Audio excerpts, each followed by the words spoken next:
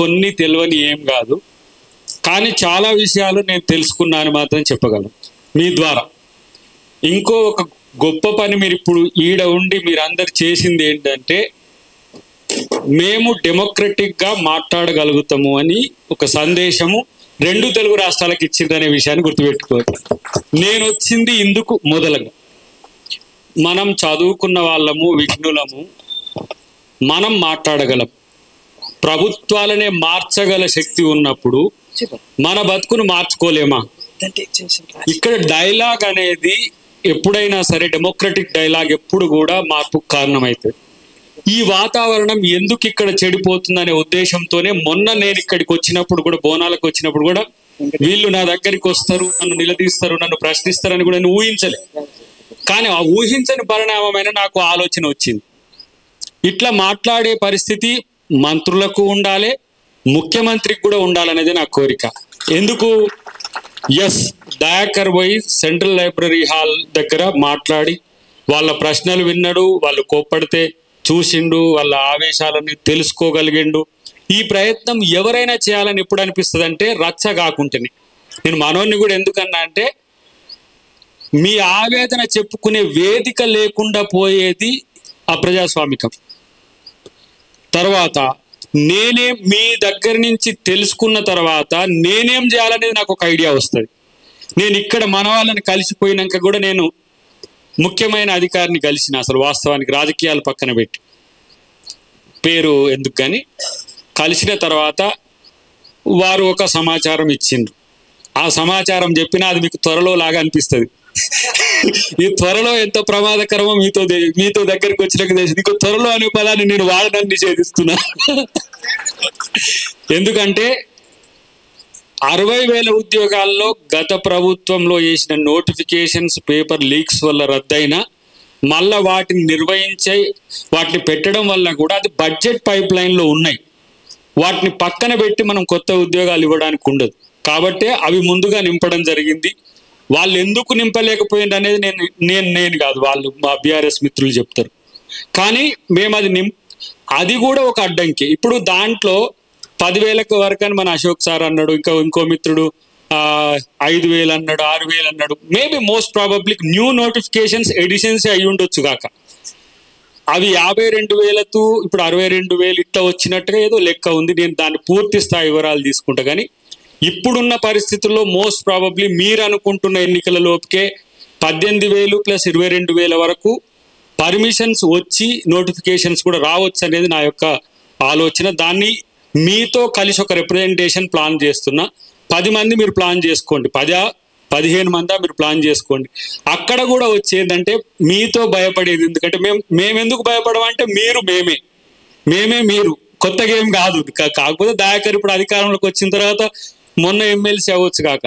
కానీ నేను ఇంతకుముందు చెప్పిన కదా, ఒక రోజున నేను కోదండరామ్ గారి దగ్గరికి పోతే ఊహించలే నేనైతే అసలు అంత స్పాంటేనియస్గా థౌజండ్స్ ఆఫ్ క్రౌడ్ వచ్చి.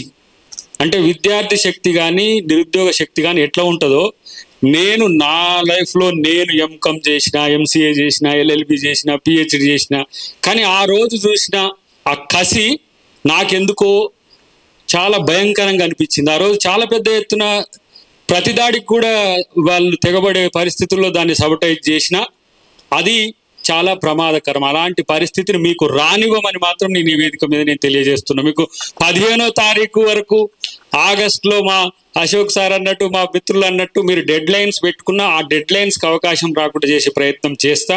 వీలైతే రేపే ఎల్లుండే ముఖ్యమంత్రి గారిని కూడా నేను మిమ్మల్ని కలిసినా అని కూడా చెప్పాలి. ఇట్లా మీడియా ద్వారా చెప్పుడు కాదు కదా, మిమ్మల్ని కలిసినా ఇట్లా పోయినా అనే విషయం కూడా చెప్పాలి. ఒకటి మాత్రం నేను గమనించింది ఏంటంటే, మేము తెచ్చుకున్న ప్రభుత్వంలో మాకు అవకాశాలు ఏవి? మేము మీకోసం రోడ్డున పడి తిరిగితే ఇక్కడ కుర్చీల్లో కూర్చొని రాసుకున్న వాళ్ళకు ఉద్యోగాలు వచ్చినాయి. మరి మా సంగతి ఏంటని మీరు మమ్మల్ని నిలదీసినట్టుగా కనపడ్డది ఇక్కడ. ఇదే కాకుండా 2 లక్షల ఉద్యోగాల, ఇంతకుముందు మన మిత్రుడు అన్నట్టు ఎంత మేరకు ఉన్నదో వాటి విషయాలు కూడా నా ద్వారా తెలియజేసే ప్రయత్నం చేయడం కాకుండా, జీపీఓస్ కూడా సంబంధించి నేను పెద్దలతో మాట్లాడి మీ కాడికి రావాలంటే ఏదో ఒకటి చెప్పకుండా నేను రావడం కూడా భావ్యం కాదు. కాబట్టి మీ రిప్రజెంటేషన్ మీరే ఎంచుకోండి. 10-15 ఎంచుకుంటే నేను ఒక 2-3 రోజులు ఒక ప్రయత్నం పెద్దలతోనే చేస్తా. ప్రయత్నం కాదు, సీరియస్గా మీతో ఉండేట్టు చేస్తా. మీరేంటంటే, ఎందుకంటే అందరూ మీతో భయపడుతున్నది. నేను వస్తున్నప్పుడు కూడా దాకా నువ్వు మరి లైబ్రరీ దానికాడికి పోతున్నావు, మళ్ళీ గొడవ అవుతుంది, రచ్చ అవుతుంది అంటే ఎవరి మీద గొడవ పెడతారు? మనోళ్ళు మన మీద గొడవ పెట్టడం కూడా మనం శత్రువు లెక్క చూస్తామా?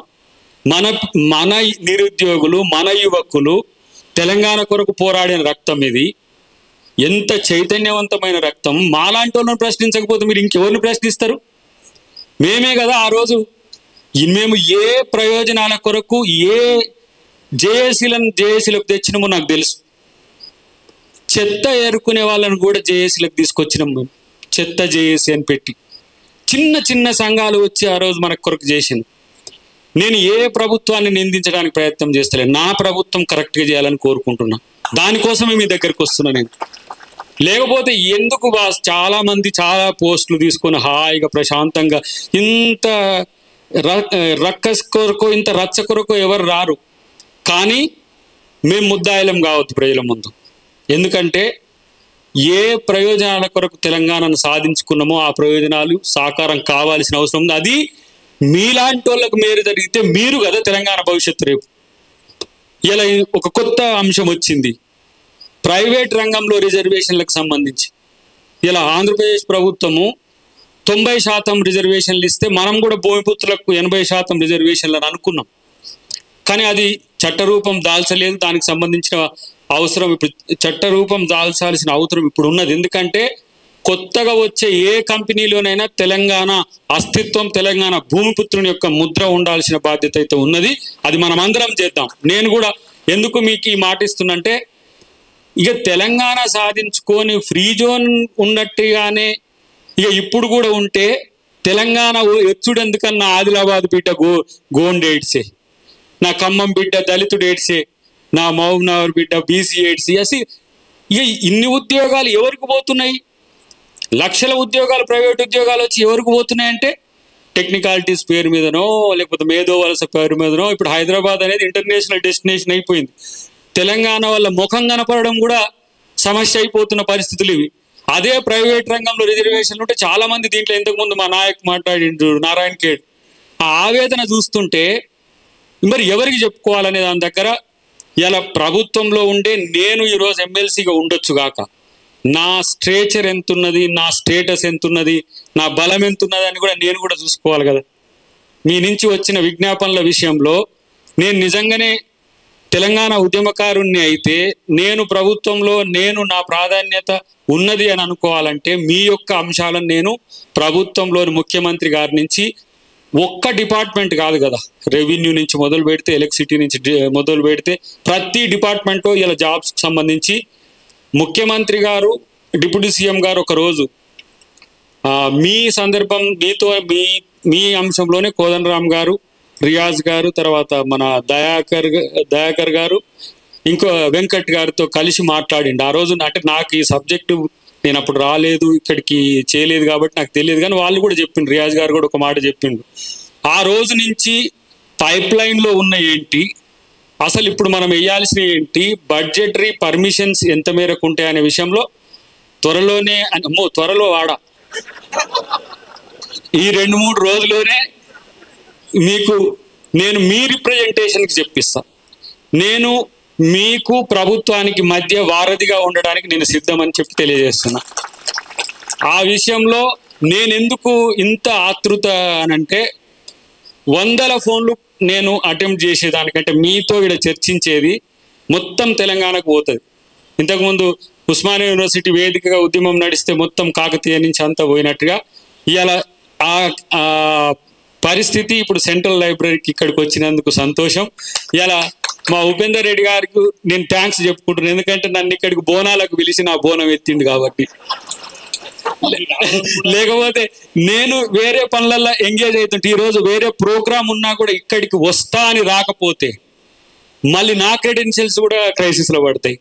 కాబట్టి నేను ఇక్కడికి వస్తా అని వచ్చినందుకు మీరందరూ సహకరించిన తీరు, అడపాదడపా ప్రశ్నలు ఉంటాయి, అడపాదడపా ఆవేశాలు ఉంటాయి, దాన్ని అర్థం చేసుకోలేక కాదు.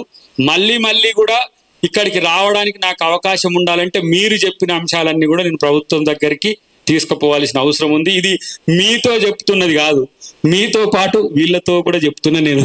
ఇవి ఎందుకంటే మొన్న వచ్చి ఈడ అగపడ్డది అంత పెద్దగా ఏదో దయాకర్కు నిరసన సెగ, దయాకర్ని అడ్డుకున్న విద్యార్థులను వస్తుందని నేను అనుకోలే. మరక మంచికే ఏంటి, అడ్డుకున్నది కూడా మంచికే. ఎందుకంటే మీకు మంచి జరగడం అంటే మనకు మంచి జరగడం అనుకునేటోళ్ళం మేము. ఫక్త్ పొలిటీషియన్ గానే దయాకర్ అంటోడు తెలిసినోడు కాదు కదా, దయాకర్ కూడా గట్లనే అయిండ్రా అని అనుకుంటారని ఆ మాట వద్దని మీ దగ్గరికి రావడం జరిగింది. కాబట్టి త్వరలోనే వీళ్ళందరితో కృష్ణ, నాకు శంకర్ వీళ్ళు ఇంతకుముందు టచ్లు ఉండ్రు కాబట్టి ఇప్పుడు అశోక్ సార్తో మిగతా ఆడబిడ్డలు కూడా ఉన్నారు. వాళ్ళని రిప్రజెంటేషన్ మీరు ప్లాన్ చేసుకోండి. నేను రేపటి మధ్యాహ్నం వరకు ఇప్పుడు ఏంటంటే క్యాబినెట్ నడుస్తుంది కాబట్టి అందరూ ఆ పనిలో ఉంటారు. నాకు రేపు మళ్ళీ నేను కరీంనగర్ ఇన్ఛార్జిగా ఉన్నా కాబట్టి రేపు నాకు పని ఉంది కాబట్టి ఎల్లుండి పొద్దుగాల వరకు నేను చెప్పే ప్రయత్నం చేస్తా. నువ్వు ఆ రిప్రజెంటేషన్ తయారు చేయాలని చెప్పి తెలియజేస్తూ, సహకరించిన మీ అందరికీ, మీరు ఈరోజు నిరుద్యోగులకు చేసిన మేలు మీ కొరకు మాత్రమే కాదు, ఈ ప్రాంతాల్లో ఉన్న ఏది తెలంగాణనే కాదు ఆంధ్రప్రదేశ్ నుంచి వచ్చినాయి మాకు ఫోన్లు తెలుసా. ఈడ మొన్న జరిగిన సంఘటనకు దయాకర్ గారు మిమ్మల్నే నిలదీసే కాడికి వచ్చిందంటే మీరు ఉద్యోగాలు వేస్తలేరు, మీరు తెలంగాణ వచ్చినాక ఏం చేసిండు సార్ అని నన్ను అడిగిండు ఒక ఆయన తూర్పుగోదావరి నుంచి. మీరు తెలంగాణ తెచ్చుకున్న తర్వాత ఉద్యోగాలు, నీళ్లు, నిధులు, నియామకాలు అన్నారు కదా, మరి నియామకాల విషయంలో మీరు కూడా ఎందుకు బీఆర్ఎస్ని అన్నారు, కాంగ్రెస్ మీరు కూడా చేయట్లేరని విద్యార్థులు మిమ్మల్ని అడుగుతున్నారు. కాబట్టి మీరేందో మీరు కూడా ఆలోచించుకోరు సార్ అన్నప్పుడు కొంత ఆత్మవిమర్శ, ఆత్మ పరిశోధన చేసుకునే గుణం ఉన్నది. కాబట్టి మీ దగ్గరికి వచ్చిన మీరందరూ సహకరించినందుకు థ్యాంక్ యూ వెరీ మచ్. జై తెలంగాణ, జై తెలంగాణ, జై తెలంగాణ.